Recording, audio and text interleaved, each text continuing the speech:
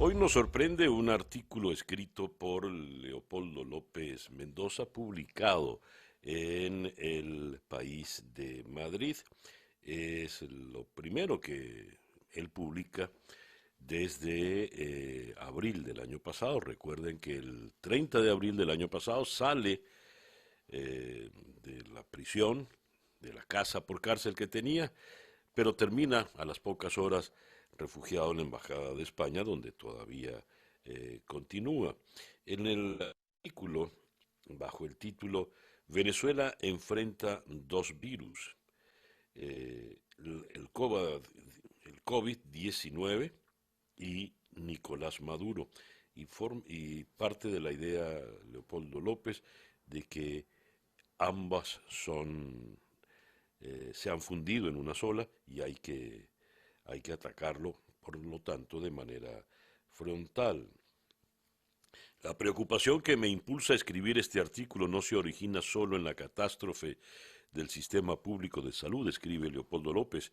En el centro de nuestra angustia está el crecimiento de la precariedad, el cada más acusado deterioro de las condiciones de vida de la inmensa mayoría de los venezolanos. Tenemos los demócratas de Venezuela y del mundo que pulsar el botón de alarma cuando leemos que menos del 7% de la población dispone de agua potable constante y que casi el 18% no la recibe nunca. Hay que pulsar el botón de alarma cuando leemos que menos del 10% recibe un servicio eléctrico constante.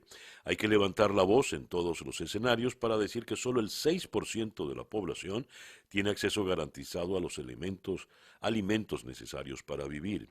Hay que hacerlo indecible para llamar la atención del mundo, para advertir que ahora mismo menos del 1% tiene acceso al combustible. Lo repito, la responsabilidad exclusiva de la casi inexistencia de servicios públicos y de combustibles es del dictador.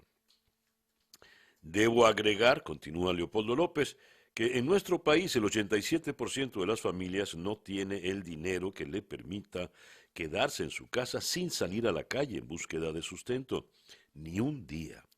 No tienen alimentos en sus alacenas, ni desinfectantes, ni jabón, ni agua, insisto en ello. Al menos 2/3 tienen una edad biológica que no se corresponde con el tiempo real de vida. Sus cuerpos han envejecido producto del hambre, las enfermedades y las condiciones en las que viven. Un cuerpo desnutrido es campo fértil para el virus. Eh, y Destaca qué acciones ha tomado la dictadura de Nicolás Maduro para responder a la acción del COVID-19. En primer lugar, hacer chistes y minimizar el peligro y crear una falsa expectativa de control. A continuación, mentir, afirmar con arrogancia que el gobierno dispone de todos los recursos necesarios. Luego, aprovechar la coyuntura para pedirle a su denostado Fondo Monetario Internacional 5.000 millones de dólares. De seguidas, militarizar el país y convertir la venta de combustible en una gigantesca red de corrupción y controles políticos. Y lo más grave, ha arreciado la represión metiendo presos a médicos y periodistas que se han atrevido a alzar la voz, así como a muchos miembros del equipo cercano del presidente Guaidó, cuya persecución ha cobrado mayor intensidad durante la pandemia. Nadie puede llamarse a engaño. La narcodictadura ha convertido el coronavirus en su escudo humano, en su herramienta, en la excusa que necesitaba para prolongar la usurpación, aumentando el control social y la represión. Y acto seguido pasa a plantear el gobierno de emergencia que ya había propuesto Juan Guaidó. Esto en un apurado resumen de el artículo que ha publicado en el día de hoy Leopoldo López en El País de Madrid. Y si López ha publicado allí, Julio Borges, el canciller del gobierno interino, da una extensa entrevista a la periodista Milagro Socorro, publicada en La Gran Aldea. El titular de la entrevista: se asombrarían si supieran quiénes mandan señales de querer un cambio en Venezuela, afirma Julio Borges. Y él explica acá largamente, con mucho detalle, cómo ha sido toda la estrategia para que el mundo condene a Nicolás Maduro. En los tiempos de Chávez era difícil explicarle al mundo la situación dictadura bajo la que vivíamos, pero ya con Maduro la situación ha cambiado. Eh, y advierte pues que se trata de un proceso largo y pues muy confiado en que estas últimas acusaciones contra Nicolás Maduro terminarán teniendo éxito. En otras informaciones a destacar, según la ONG Monitor Ciudad, los habitantes de Caracas pasan 70% del tiempo sin agua. La ONG desarrolló una plataforma de participación ciudadana mediante la cual se puede reportar cuándo llega el agua a cada comunidad para llevar un registro de la crisis. Eh, el director de la organización, José Vázquez, explicó en un comunicado que las zonas más afectadas son Puerta Caracas en La Pastora, el kilómetro 12 del Junquito, La Lagunita en el Atillo, Los Magallanes de Catia. Los Magallanes acumula 400 días sin servicio de agua. Asdrúbal Oliveros, la inflación puede llegar a 15.000% para finales de este año. El analista aseguró que aún no se están viendo los impactos de la pandemia del coronavirus en la economía del país y no dudó que habrá consecuencias muy negativas. El impacto de la pandemia, la merma en los ingresos al régimen por el desplome de los precios del petróleo potenciará la inflación entre 12.000 y 15.000% para finales de este año. Oliveros indicó a la prensa especializada ayer que la reestimación del indicador era de 2.700% para este año, a las puertas de salir técnicamente de la hiperinflación, pero esta crisis que supone la pandemia del coronavirus cambió radicalmente la situación. Y tenemos también una información que queremos destacar. La Unión Europea insiste en que las sanciones no deben perjudicar e impedir la ayuda humanitaria a Venezuela. Hay un artículo de Bloomberg muy interesante. Las últimas gotas de gasolina en Venezuela son vigiladas por soldados de Maduro. Las pocas estaciones de gasolina que aún abren en Caracas están tripuladas por soldados armados y los que esperan para llenar sus vehículos en líneas de un día son solo personal de seguridad y proveedores de alimentos y médicos designados, según dice Bloomberg. El régimen, y esto es como lo apuntaba López, ¿no? Leopoldo López, que ha cercado, ha militarizado por completo la sociedad, escudándose en la pandemia. Pero lo que llama la atención del titular es las últimas gotas de gasolina. No es que están racionando la gasolina, es que ya son las últimas gotas, the last drops. Los trabajadores de la salud son criminalizados y dan información relacionada con el COVID-19, según informa Crónica.1. El enfermero Rafael Infante de Valle de la Pascua, con 35 años de servicio, falleció este domingo al no poder realizarse la diálisis. No había ni catéteres para su tratamiento. Sus compañeros envían audios denunciando las carencias e incluso que no tienen cómo protegerse ni ayudar a la comunidad frente al virus. En todos los países se aplaude a los médicos, a los trabajadores de la salud. En nuestro país los condenan y los ponen presos. Ayer, Andrea Sayago, la bioanalista del Estado Trujillo, recibió la orden de casa por cárcel. Es la víctima de la señora Jacqueline Peñalosa, la esposa del gobernador del estado, el general Henry Silva, y ella se hace llamar la primera combatiente de Trujillo. Ella fue la que armó toda la cacería contra la bioanalista. Y cierro con esta información, entre comillas, oficial. Jorge Rodríguez sustituyó a su hermana en el día de ayer.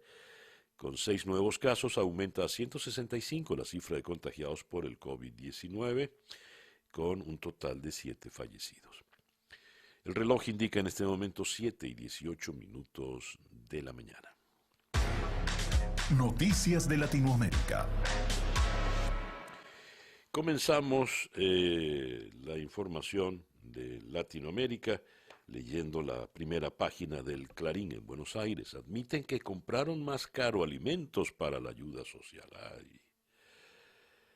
El ministro de Desarrollo Social, Daniel Arroyo, reconoció que compró productos esenciales como azúcar y aceite a precios por encima de los de referencia y dijo que fue porque los productores se plantaron. Ay, esto motivó la denuncia de la abogada Silvina Martínez por el posible delito de malversación de caudales públicos y fraude. El presidente Fernández defendió la honestidad del funcionario y denunció la cartelización de sectores de la alimentación y explicó que, como esa compra aún no fue pagada, revisará la operación y solo se pagará en base a los precios testigo. El presidente a favor de un impuesto extra, no a quienes blanquearon, sino a los más ricos.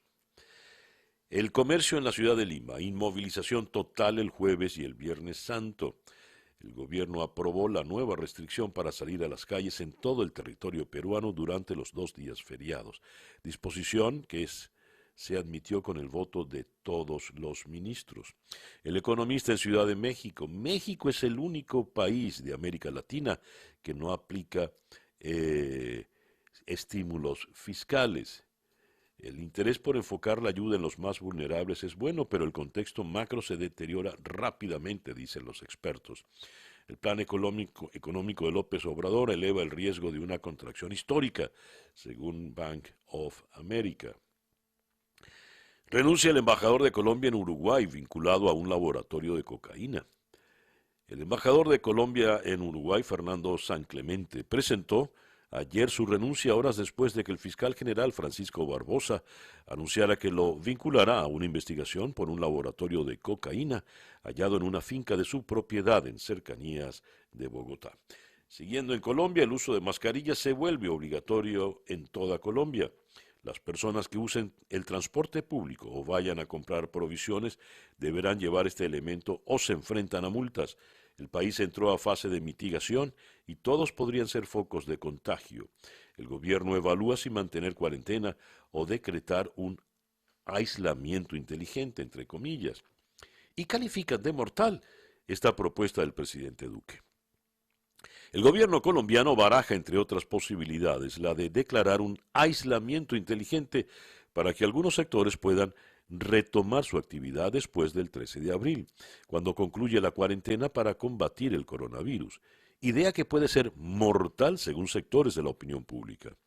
Según Duque, la decisión será tomada esta semana dependiendo de cómo esté la lectura de la curva epidemiológica, pues considera que las autoridades ya estarán en condiciones de decir si la cuarentena se amplía o si, por el contrario, pasamos a un aislamiento preventivo obligatorio total, a un aislamiento que es inteligente. Oruro, la región boliviana que hace semanas logró contener el coronavirus. La región andina de Oruro se ha convertido en un modelo de contención del coronavirus en Bolivia al lograr que desde hace 2 semanas y media no aumenten de 8 los casos confirmados. Qué bien. Y México valora pedir ayuda de terapia intensiva a Cuba por el coronavirus. Las cosas del señor López Obrador. Y cerramos acá el coronavirus en Brasil, advertido por el Congreso. El gobierno de Jair Bolsonaro ratifica a su ministro de Salud. El reloj indica que son las 7:22 de la mañana. Escuchas Día a Día con César Miguel Rondón. Nuestra pauta para el día de hoy, vamos a comenzar en Miami, conversando con Sonia Osorio, periodista del Nuevo Herald. ¿Cómo está siendo percibido en Florida el manejo de la crisis por parte del gobernador DeSantis? Los números de ayer, tenemos en Florida 13.324 casos confirmados y ya suben a 236 las muertes. Y sobre todo, la situación se hace crítica en el sur de Florida, especialmente en el condado de Miami-Dade. Vamos a ir hasta Caracas para conversar con el abogado Gonzalo Jimiop, del Foro Penal venezolano, para abordar el caso de la bioanalista Andrea Sayago, injustamente detenida, la obligaron a renunciar, la castigan y ahora va presa. todo por informar de un caso de coronavirus. Vamos a ir hasta San Diego, en el estado de California, en Estados Unidos, para conversar con la periodista Emiliana Molina de NTN 24. La política de Trump frente al COVID-19. Trump se enfrenta ahora a sus expertos al recomendar un fármaco antimalárico para combatir el coronavirus. El presidente choca de nuevo con el doctor Anthony Fauci al insistir en el uso de la hidroxicloroquina, tratamiento prometedor pero aún no aprobado por la ciencia. Luego regresamos a Caracas para conversar con el economista Luis Arturo Bárcenas. A nivel económico se hace imposible mantener la cuarentena para los venezolanos. Ruegan que no se acaben los ahorros para hacerle frente al confinamiento. La abrumadora mayoría de venezolanos vive de la economía informal y necesitan salir a la calle para hacerse del sustento diario. Vamos a ir a Montevideo, donde hay un caso muy puntual de COVID. El manejo de la crisis por parte del gobierno. Más de 60 pasajeros del crucero australiano anclado en Montevideo tiene coronavirus. Un equipo médico abordó la nave para realizar diagnósticos entre los 132 pasajeros y 85 tripulantes. El gobierno solo ha permitido el descenso de los casos más graves. Y vamos a cerrar con información de salud en el día de hoy. Coronavirus y embarazo. ¿Cómo afecta el COVID-19 a las embarazadas? Tema, sin lugar a dudas, importante. Esa nuestra pauta para el día de hoy, martes 7 de abril, acá en Día a Día desde Miami para el mundo. El editorial con César Miguel Rondón. Habíamos comentado que en este sorprendente artículo, digo sorprendente porque refugiado en la embajada de España en Caracas, Leopoldo López no está autorizado a hablar ni a opinar, pero ha publicado un extenso artículo en el País de Madrid, donde explica, se entiende para los europeos, puntualmente para los españoles, la situación de nuestro país. En paralelo, fíjense ustedes, Julio Borges le da unas amplias declaraciones a Milagros Socorro, publicadas en La Gran Aldea, donde explica toda la estrategia que ha llevado a la condena internacional de Nicolás Maduro. Y en Bogotá, el periodista Sergio Gómez entrevista a William Brownfield. Y William Brownfield explica en qué consiste la estrategia militar contra Nicolás Maduro. Brownfield, quien fuera el zar de las drogas, conoce muy bien la situación. Fue embajador en Venezuela durante el gobierno de Hugo Chávez y fue embajador en Bogotá. Luego fue convertido en zar antidrogas. En una reseña de la entrevista que hace Juan Carlos Zapata en Al Navío, leo lo siguiente. La opción militar de los Estados Unidos contra Nicolás Maduro no necesariamente consiste en un despliegue de tropas en las playas de Venezuela y marchando hacia el Palacio de Miraflores. No, la opción militar es mucho más sofisticada que eso, dice William Brownfield. Es la aplicación de la opción militar en el contexto del siglo XXI.